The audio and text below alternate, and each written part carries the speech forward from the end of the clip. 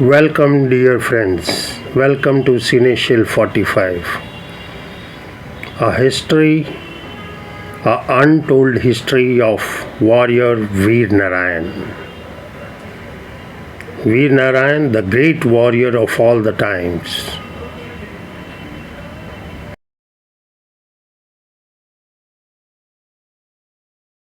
Warrior of the Golden Age, the immortal story of Veeranarayan. 1. Introduction. In the rich history of India, there have been many brave warriors whose amazing valor and innovations gave a new direction to the society. This story is of one such warrior who not only showed unparalleled bravery on the battlefield but also left an indelible mark in social reform and innovation. Veeranarayan, a name that brought revolution in its time, but got blurred in the pages of history. This saga is of that golden age when India was the center of knowledge, science and dedication. Point 2. Early life. In an ancient city of India, a boy was born. His father was a respected warrior and mother was a scholar. That boy was named Veeranarayan. He had extraordinary intelligence and curiosity since childhood.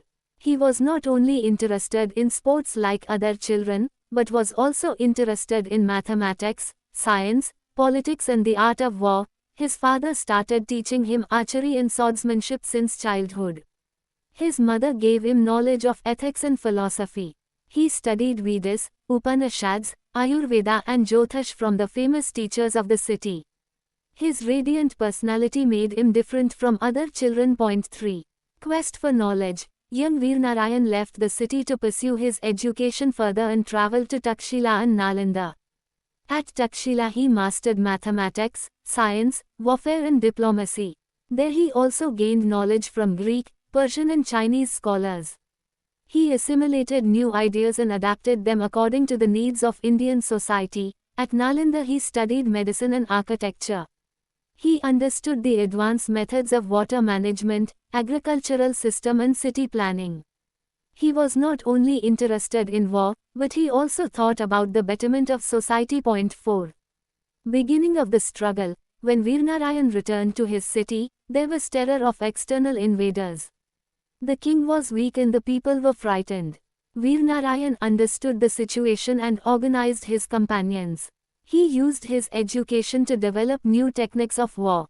He created small and swift squads that were adept at guerrilla warfare. He introduced a new practice in the army. Each soldier was trained in multiple weapons and war strategies, not just one weapon. Point 5. Innovation and construction. After emerging victorious in the war, Veeranarayana took steps to reform his kingdom.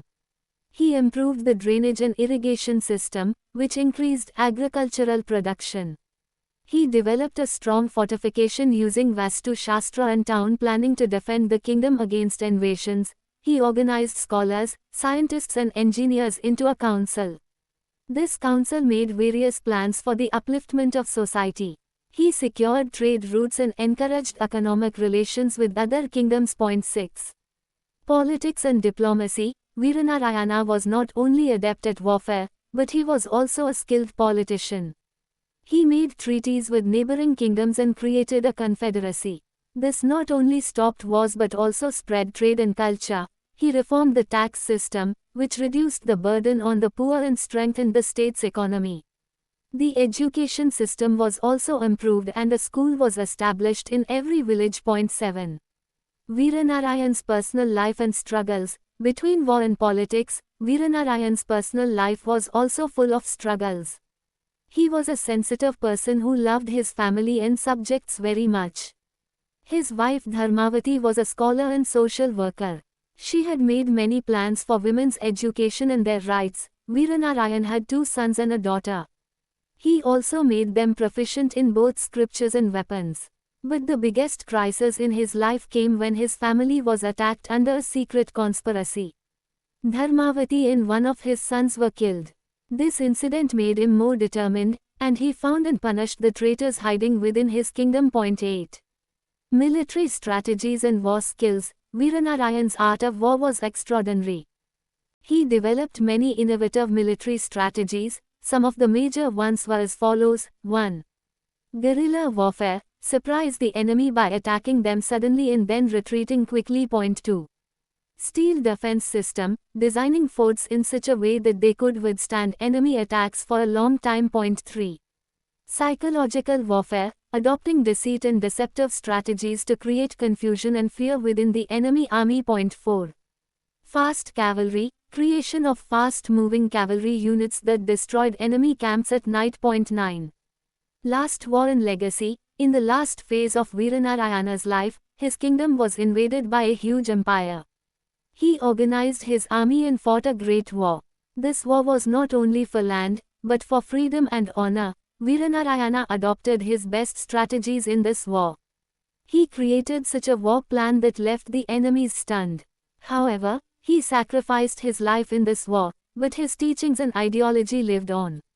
His disciples carried forward his work and laid the foundation of a new era in India. Point 10.